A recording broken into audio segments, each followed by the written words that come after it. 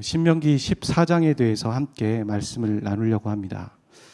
성경은 인간이 무엇을 했나 혹은 무엇을 해야 하나 거기에 대해서 우선으로 하고 있지 않습니다.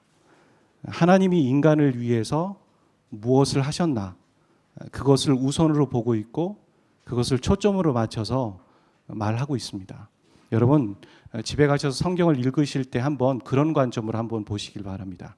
내가 무엇을 해야 되나, 내가 어떤 일을 해야 되나, 이것이 먼저가 아니라 내가 어떤 일을 하기 전에 하나님이 이미 무엇을 하셨나, 우리로 해서 무엇을 행하셨나를 바라보는 것은 매우 다른 관점이 될 것입니다. 오늘 본문도 인간이 무엇을 해야 되나 혹은 무엇을 먹어야 하나 그거에 초점이 맞춰 있다기보다는 그것보다 우선으로 얘기하고 있는 것은 하나님이 이 인간을 위해서 어떤 일을 하셨고 또 그 인간을 어떻게 부르고 계시는가, 거기에 초점이 맞춰져 있다는 것입니다. 오늘 본문 1절, 2절 그리고 21절에 보면 이렇게 반복되어서 나오고 있죠. 무엇을 해라, 무엇을 하지 마라, 이런 얘기를 하기 전에 항상 앞에 나와 있는 것은 여호와의 자녀이다 혹은 여호와의 성민이다 그리고 자기 기업의 백성이다, 이렇게 하나님이 우리를 부르시는 정체성에 대한 부분들이 항상 먼저 나오고 있다라는 것입니다. 즉 이것은 오늘 우리가 무엇을 먹을까, 무엇을 먹지 말까, 무엇을 해야 될까, 이런 얘기를 하기 이전에 하나님의 백성으로서의 정체성에 대해서 이 본문은 우리에게 말하고 있는 것입니다. 우리가 어떤 사람으로부터 존중을 받거나 사랑을 받는다고 생각해 보세요. 그렇다면 우리는 그 사람의 말을 신뢰할 것이고 그 사람의 가르침을 따르게 될 것입니다. 이렇게 성경은 우리에게 무엇을 요구하시기 전에 이미 하나님이 우리에게 용서와 사랑과 은혜를 베푸셨다라고 말하고 있습니다. 그리고 그 은혜를 받고 깨달은 자들이 하나님에 대해서 당연한 반응을 하는 것이 바로 어떤 것을 하고 하지 말고에 달려 있는 것이죠. 그래서 오늘날 교회도 무엇을 먼저 얘기를 해야 되냐면요, 어떤 사람들에게 야 이것들을 하십시오, 이것들을 하지 마십시오라고 말하기 전에, 그러니까 율법을 가르치고 도덕을 가르치고 윤리를 가르치기 전에 복음을 먼저 가르쳐야 됩니다. 하나님의 사랑과 은혜가 얼마나 우리에게 미쳤고 우리에게 먼저 손을 내미셨고 그분이 우리를 위해서 십자가에 죽으시고 부활하셨다는 은혜를 가르쳐야 됩니다. 그것을 아는 자가 비로소 하나님 앞에 반응할 수 있는 것이죠. 그러니까 하나님은 우리에게 일을 하셨고 우리는 그것에 대해서 반응하는 것이 바로 예배이고 또 신앙생활이 되는 것이죠.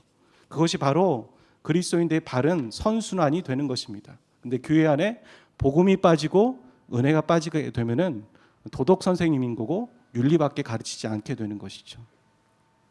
신명기에서 하나님이 구원받은 당신의 백성을 부르는 호칭은 세 가지입니다.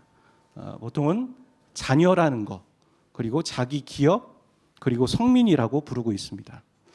이 이야기는 신명기 7장에서도 동일하게 나왔었습니다. 우리가 신명기 7장에 대한 강해를 할 때도 이 이야기를 했었대요. 계속 반복되고 있는 겁니다. 이외에도 성경에서는 다른 표현도 쓰고 있죠. 신약 성경에 보면 하나님의 권속이다. 에베소서 2장 19절엔 그렇게 말하죠. 하나님의 권속. 이 말은 하나님의 가족이다, 그렇게 말하는 겁니다. 택하신 족속, 왕 같은 제사장, 거룩한 나라.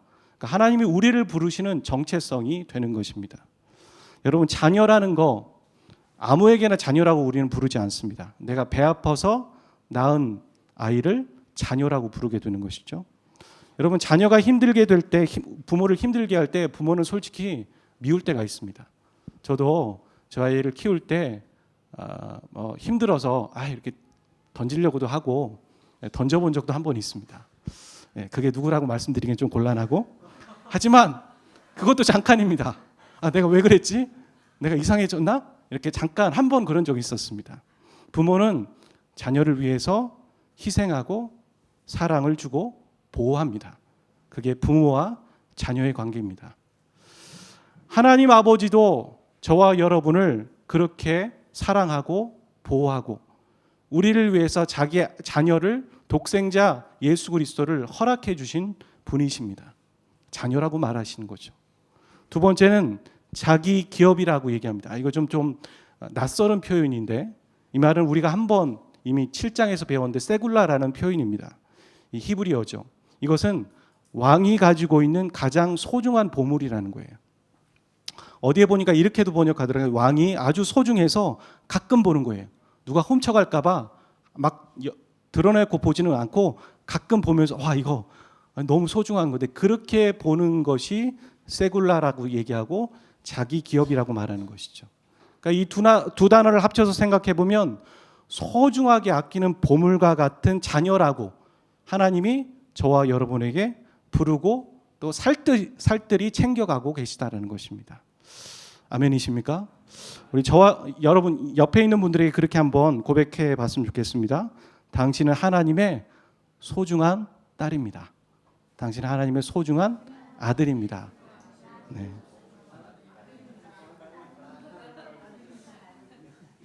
저도 예배 때 이렇게 하는 거 별로 되게 안 좋아하거든요. 제가 당할 때 되게 어색하니까 한 번은 해야 될 필요가 있을 것 같아서 해봤습니다.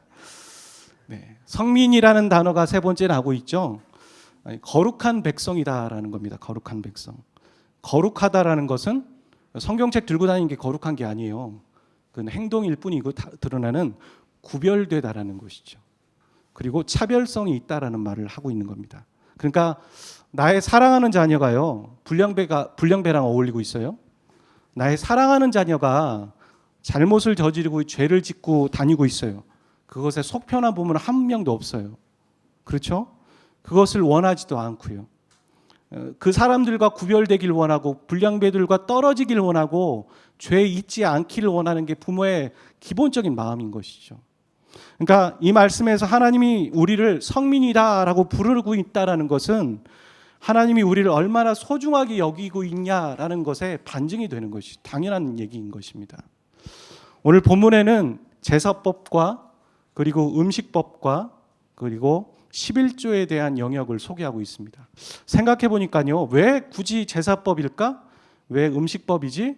왜 11조의 얘기지? 라는 생각을 해봤는데 우리가 우리 인생에서 죽는 거, 어떤 사람을 장사 지내는 거 되게 의미 있고 중요한 거잖아요. 또 하나가 우리가 먹고 사는 문제, 거의 대부분 우리가 먹고 사는 문제에 좀 해당되는 고민들이고요. 또 하나는 우리의 재정의 문제. 이 세 가지가 우리의 거의 전 영역을 포함하고 있고 대부분의 고민은 여기서 시작된다는 것입니다. 자녀 이스라엘이 가나안 민족과 어떻게 구별되고 거룩하게 살아야 하나, 하나님은 그것을 지금 알려주고 있습니다. 이 모든 영역을 통해서.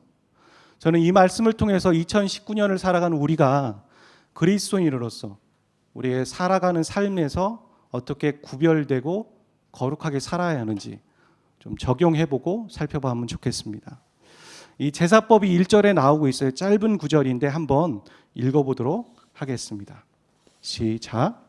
너희는 너희 하나님 여호와의 자녀이니 죽은 자를 위하여 자기 몸을 베지 말며 눈썹 사이 이마 위에 털을 밀지 말라.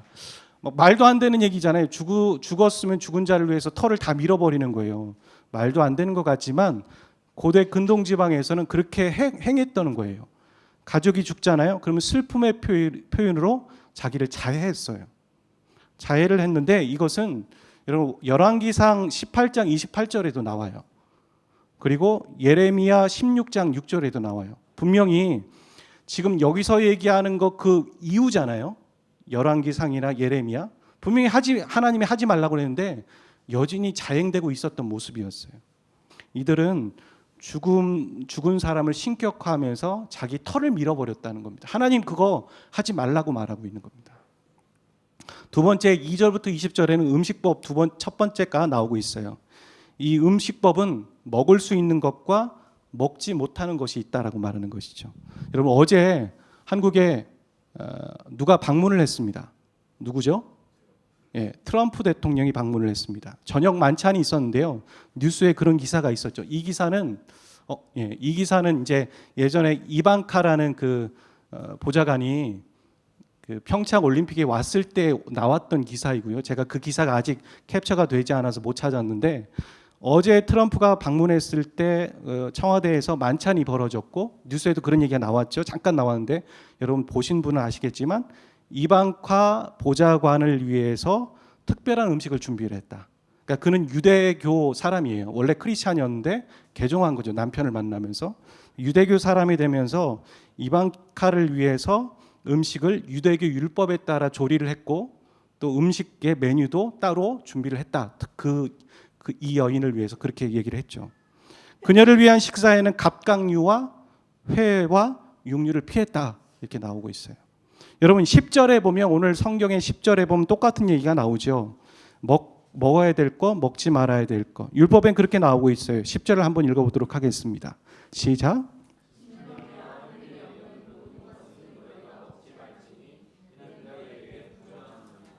지금 유대교를 믿는 사람이 이 말씀을 그대로 지금 적용하고 있는 거예요. 진어미와 비늘이 없는 모든 것은 너희가 먹지 말지니. 그러니까 회 먹으면 안 되는 것이죠. 그리고 갑각류 이런 거 먹으면 안 되는 것이죠. 여러분 아직도 유대인들은 이 말씀을 문자 그대로 받아들이고 있는데 이거 맞을까요? 어떻게 생각하세요? 우리도 가끔 생각합니다. 성경에 피를 먹지 말라고 하는데 내가 선지국밥 먹어도 되나? 고민 안 드세요? 목사님한테 물어봐야 되나 이 생각 안 드세요? 저도 헷갈리거든요. 어떻게 해야 될까요? 네, 괜찮습니까? 네, 괜찮답니다. 드셔도 됩니다. 여러분 갑각류도 먹어서는 안 됩니다. 제가 가장 좋아하는 음식 중에 하나가 갑각류인데 뭐 게, 조개 뭐 이런 건데 제가 이것을 먹고 있는데 그럼 저는 율법을 심각하게 어기고 있는 목사인가요? 여러분 끄떡이십니까? 네. 성경을 읽을 때 우리는 문장에 담겨진 의미를 이해하지 못하면 의도를 이해하지 못하면 문자 그대로 해석하는 거예요. 솔직히요 어떤 부분은 문자 그대로 해석하는 게 맞습니다. 하지만 어떤 거는 문자 그대로가 아니라 그 의도를 파악해야 돼요. 하나님 왜 이것을 먹지 말라고 하셨지? 하나님 왜 이걸 먹으라고 하셨지라는 의도를 파악하고 그것을 오늘날 우리의 삶 가운데 적용하는 게 필요한 거죠. 그러지 않으면 잘못된 적용이 되는 거예요. 그냥 우린 갑각류 먹으면 안 되는 거구나. 선지국밥 먹으면 안 되는구나. 이렇게 적용해버리게 된다는 것이죠. 여러분 오늘 여기 본문에 나오면 하나님이 허락하신 짐승은 발굽이 갈라져 있고 새김질을 하는 짐승이에요. 여러분 이 두 가지를 만족하는 짐승은 뭐가 될까요? 그 중에 하나는 뭐 초식동물 같은 거예요. 그렇죠? 소 같은 거, 되새김질하죠. 말굽이 갈라져 있는 거. 반면에 먹지 말라고 하는 짐승은 거친 음성이 좀 사나운 짐승들을 말하고 있죠. 그럼 하나님이 순한 짐승은 좋아했고 사나운 짐승은 싫어한 걸까요? 그게 아니에요. 여기에 있는 가나안 민족들이요. 이방신을 숭배하거나 주술적인 행동을 하기 위해서 이 동물을 사용했어요. 아까 얘기했던 먹지 말라고 하는 동물을 사용하면서 우상을 섬겼다라는 거예요. 그러니까 자칫 이스라엘 백성들이 그것을 먹음으로 우상의 문화를 자기도 모르게 받아들이고 우상 숭배에 빠질 수 있는 걸 원천 봉쇄하고 있는 거예요. 하나님은 그것을 막고 있다라는 것이죠. 21절에 보면 음식법이 하나 더 나오죠. 짤막하게 한번 읽어보도록 하겠습니다. 시작.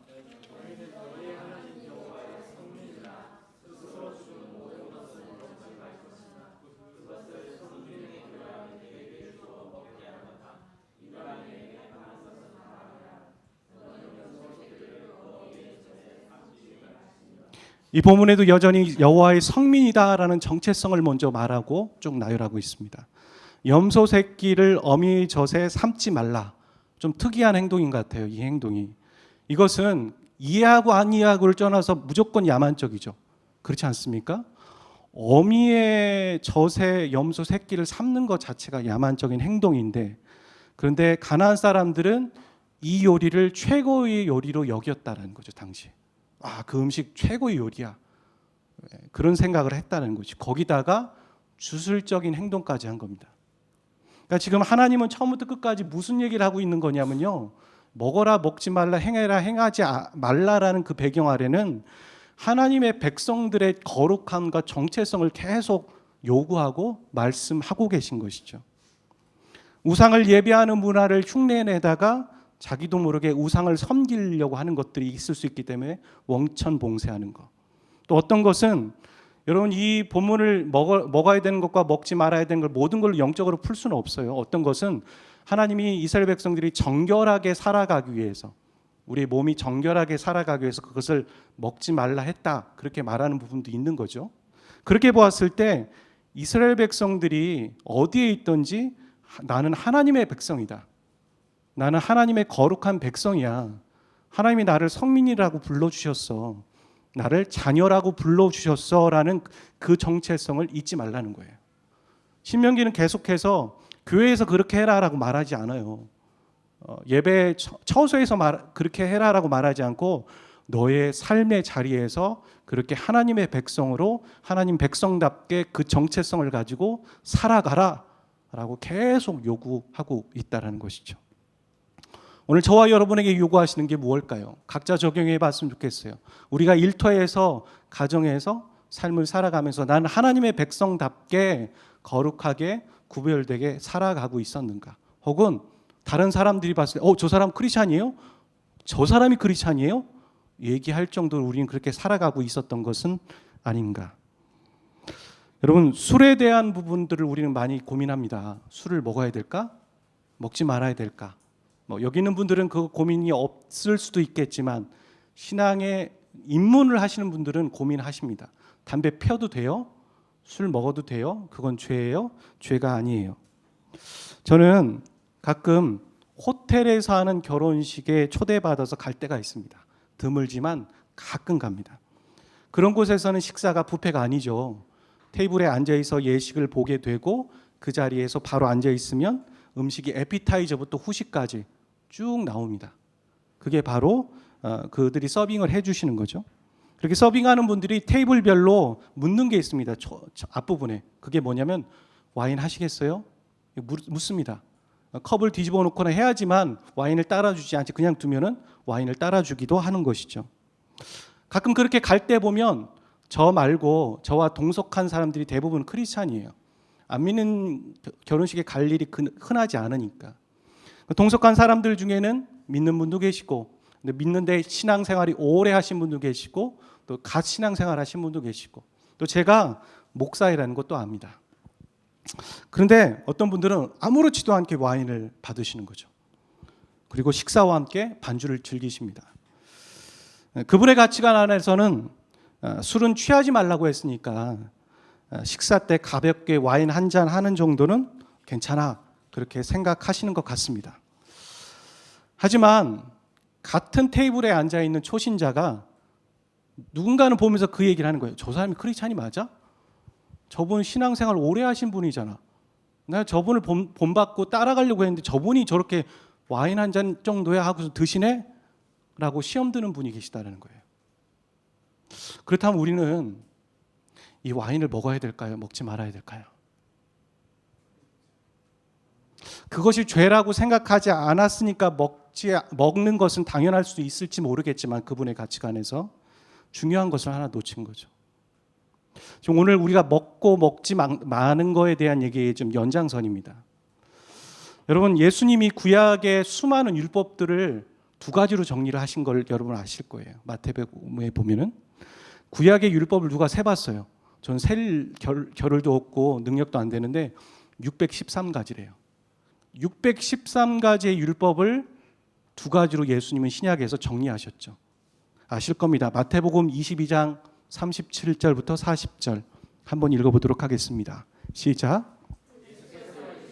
내 마음을 다하고 목숨을 다하고 뜻을 다하여 주 너의 하나님을 사랑하셨으니 이것이 크고 첫째 되는 계명이요 줄때도 그와 같으니 내 이웃을 내 자신과 같이 사랑하라 하셨으니 이 두 계명이 온 율법과 선자의 강령이니라. 포도주를 마시는 형제는 자신이 생각하는 성경에 대한 해석과 신념이 있었을 겁니다. 술은 취하지 않으면 되는 거니까 죄가 되지 않아 한 잔 정도야. 혈액순환에도 좋지. 예전에도 신약 성경에도 포도주가 있었잖아. 그렇게 생각하실지 모르겠습니다. 그지만 그분은 하나를 놓치신 겁니다. 작은 것도 아닙니다. 매우 큰 겁니다. 그건 뭐냐면 이웃을 사랑하라는 계명을 놓친 거죠. 우리가 먹지 않아야 되는 계명들은 그냥 먹어도 되나 먹지 않아도 되나 이런 건 얘기를 하는 것이 아니라 신약에 비춰봤을 때 그것은 하나님을 사랑하는 것과 이웃을 사랑하는 개념으로 연결될 수 있다는 것이죠. 오늘의 본문의 기준은 죄냐 죄가 아니냐의 기준만 있지 않고 그것이 내 형제에게 내 자매에게 나의 모습에 그 사람에게 시험이 드는 모습이라면 그것은 하지 않아야 되는 것까지 우리가 결단해야 된다는 것이죠. 술도 그렇지만 담배도 그렇습니다. 내가 하는 말과 내가 하는 행동, 그것이 내가 바르게 한 말이고 옳은 행동이지만 떳떳한 것이고 뭐 내가 돈이 있어서 한 건데 그렇게 말할 수 있지만 어떤 사람에게 시험이 든다면 그것은 하지 않아야 된다는 겁니다. 여러분, 제 이름은 유성환입니다. 여러분, 대전에 제 이름의 병원이 있는 거 아세요? 유성 한가족병원이 있어요. 제가 이중직을 하고 있거든요. 유성 한가족병원 원장입니다. 그래서 제가 차를 끌고 다니는데 소형차를 끌고 다니는데요. 여러분 시험 들까봐 저쪽에다가 BMW 520D를 놓고서 바꿔 타고 오고 있는 겁니다. 매주일마다. 참 그것도 참 번거로워요. 쉬운 일이 아니거든요. 라고 제가 말한다면 그게 맞는 거죠.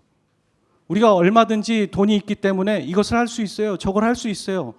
나는 몸매가 되니까 짧은 치마를 입을 수 있어요. 난 이렇게 할 수 있어요. 저렇게 할 수 있어요. 하지만 그것이 누구에게 시험이 든다면 누구에게 신앙생활하는데 시험 들어 힘들어 저 사람 보니까 실족할 것 같아 라고 한다면 우리는 하지 않아야 된다는 거죠. 왜냐하면 하나님을 사랑한다고 생각할 수 있지만 그 사람은 이웃을 사랑하고 있지 않은 거예요. 요한일서 4장 20절은 이렇게 말하고 있습니다. 누구든지 하나님을 사랑하노라 하고 그 형제를 미워하면, 가로 열고 자매도 포함되죠.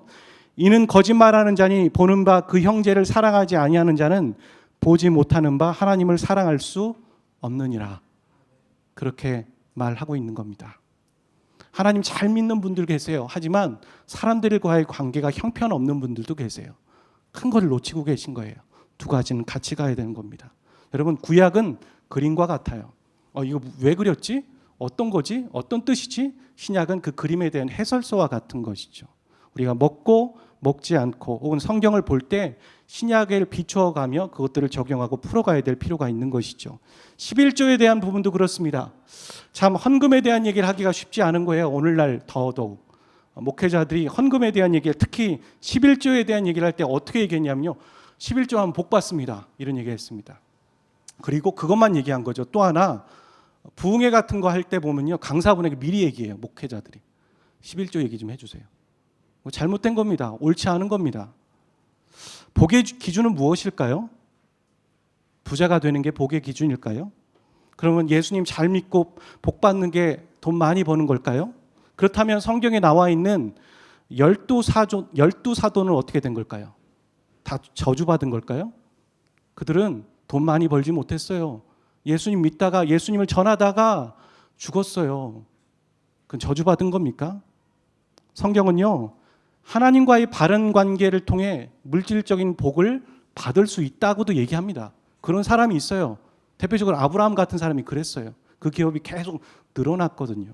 하지만 항상 그렇다고 말하지 않습니다. 그럴 수도 있지만 그렇지 않을 수도 있다라고 얘기해요. 그건 보편적인 얘기가 아니에요. 하지만 많은 사람들은 그거를 강요하는 것이죠. 진정한 복은 말이죠. 우리가 예수 그리스도를 믿는 거예요. 아멘. 그리고 그 예수 그리스도와 동행하고 있는 지금의 삶이 복인 줄 믿습니다. 우리가 아이 때문에 힘들고 우리 건강이 좀 아플 때도 있고 우리가 생활적인 부분에서 부족하고 힘든 거 많습니다. 하지만 내가 죽어서 천국을 갈 수 있다라는 거, 내가 지금 주님과 동행할 수 있다라는 거, 그것만큼 복인 거 없어요. 여러분, 11조에 대한 얘기를 할 때 26절 한번 읽어보도록 하겠습니다. 26절이에요. 시작. 11조의 그 의도는 함께 먹고 즐거워하는 것입니다. 11조는 짐이 아니라 즐거워하는 축제가 되어야 한다라고 말하고 있는 것이죠. 어떻게 그게 축제가 될까요? 여러분, 11조의 사형처를 좀 살펴보면 알 수 있을 것 같아요. 두 가지인데요. 첫 번째는 레위인을 지원하는 겁니다. 레위인은 가나안 땅에서 땅을 기업으로 받지 못한 사람들이에요. 지파죠. 아예 하나님이 애초부터 너는 땅을 분배해 줄 수 없어. 내가 너의 기업이야라고 말했죠. 그들은 성막에서 하나님을 예배하는 일만을 해야 했습니다. 레위인의 또 하나의 중요한 역할이 있는데 하나님을 예배하는 전반적인 것과 함께 백성들을 율법을 가르쳐야 했어요. 그게 되게 중요한 거였어요. 그러니까 이스라엘 백성들이 눈을 딴 데 돌려서 우상을 섬기지 않도록 방지하는 역할, 그게 바로 레위인의 가장 중요한 역할인 것이죠. 자기만 예배하는 거 아니에요. 이스라엘 백성들이 우상을 섬기지 않도록 하는 거예요. 근데 만약에 이스라엘 백성들이 우상을 섬기게 되면 어떻게 됩니까? 무슨 일이 생길까요? 성경에 보면 굶어 죽는 것이 아니라 하나님은 이스라엘에게 기근을 허락하세요. 혹은 외부의 세력들을 들어서 이스라엘을 심판하시는 거예요. 그런 일이 벌어지는 것이죠. 그러니까 레위지파의 가장 중요한 역할은 결국에는 이스라엘 백성들이 죽지 않도록 하는 일을 하는 거예요. 그리고 레위지파는 백성들이 예배하며 드린 제물을 먹는 것으로 생활을 해야 했습니다. 그러니까 생각해 보면요, 이스라엘이 레위지파를 살리는 역할을 했죠. 책임지는 역할. 또 레위지파도 이스라엘이 하나님을 떠나지 않고 심판받지 않도록 하여서 살리는 역할을 한 겁니다. 그러니까 서로가 서로를 살리는 역할을 했다라는 것이죠. 누가 누구에게 빛을 지고 내가 너를 살려주는 거야, 고맙게 여겨, 이런 관계가 아니라 서로가 서로를 책임지고 서로가 서로의 살리는 역할을 하는 공동체, 그게 영적 공동체라는 것이죠. 레위지파는 오늘날로 따지면 목회자가 될 수도 있습니다. 오늘날 어떤 교회는 그렇게 얘기합니다. 목회자를 우리가 돈을 주어서 고용한다. 성경의 의미가 많이 퇴색되어도 한참 퇴색된 부분이 있는 것이죠. 하지만 그 이면에는 어떤 사람들은 그렇게 생각하는 게 있어요. 뭐냐면 목회자가 전행하는 모습을 보면서 상처를 받고 목회자를 신뢰하지 못하는 부분이 있기 때문이에요. 목회자도 그렇습니다. 나는 어디에 고용된 거야, 그렇게 생각하면서 목회 일, 결국엔 영혼을 위해서 살아가기보다는 다른 것에 관심을 가지면서 서로가 서로를 또 다시 악순환하며 신뢰하지 못하는 그런 관계들이 있곤 합니다. 매우 안타까운 일입니다. 서로는 서로를 책임져야 하는 것이죠, 영적으로. 두 번째, 가난한 자들을 위해서 11조가 사용되어야 했습니다. 이 신명기에만 나오고 있는데요, 3년마다 하는 11조가 있었어요. 그리고 거기에는 뭐가 있냐면 모아서 저축을 하는 거예요. 모아서 저축, 28절에 보면 저축을 한다라고 말하고 있죠. 그러니까 기금을 만드는 거예요. 그리고 기금을 만들어서 가난한 자를 돕는 거죠. 여러분, 기금을 만들면 어떻게 될까요? 그 기금을 관리하는 사람이 필요하죠. 그리고 누군가에는 균등하게 전달해 주는 사람이 필요해요. 조직이 필요한 거예요. 결국에는 복지제도와 같은 거예요, 이거는. 그러니까 교회가 가난한 자를 돕기 위해서 장학금을 준비하거나 구제 헌금을 마련해서 그것들을 조직적으로 다른 사람을 도와주는 역할, 그게 바로 이 모습인 거죠. 어떻게 보면 성경이 말하는 것은 너 한 사람이 한 사람을 도와라고 말하고 있지 않고요, 개인보다는 공동체가 체계적으로 조직적으로 불평등한 사람, 연약한 사람, 가난한 사람을 도우라라고 말하는 것이죠. 그게 더 효과적이겠죠. 저는 베델교회가 그런 면에서 신학생을 도울 수 있으면 좋을 것 같아요. 이 교회가, 아니 이 세상이 교회에 대한 비판들이 있어요. 목회자에 대해서 안 좋게 봐요. 그럴 때 우리가 이 세상에서 거룩하게 살아가고 영향력을 끼칠 때, 우리의 자라가는 세대들이 신앙생활을 할 때 그들을 바르게 이끌 영적 지도자가 필요하거든요.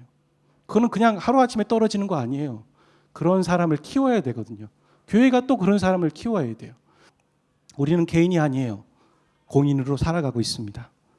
공인의 행동은 파급력이 있고 영향력이 있기 때문에 그 행동엔 책임을 따르는 것이죠.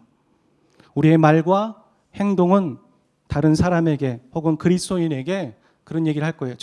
그리스도인이 저런 사람인가? 그리스도인이 저런 사람이었어? 라고 하는 평가의 기준이 될 수도 있고요.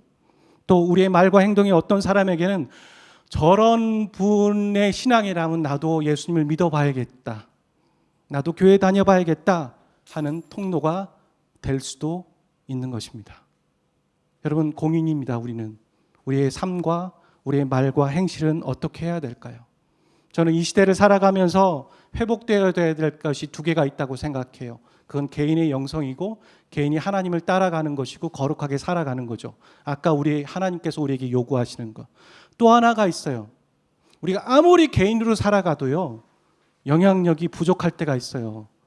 한 개인이 영향력을 끼치는 것보다 한 공동체가 영향력을 끼칠 때 이미지가 개선되는 걸 봐요.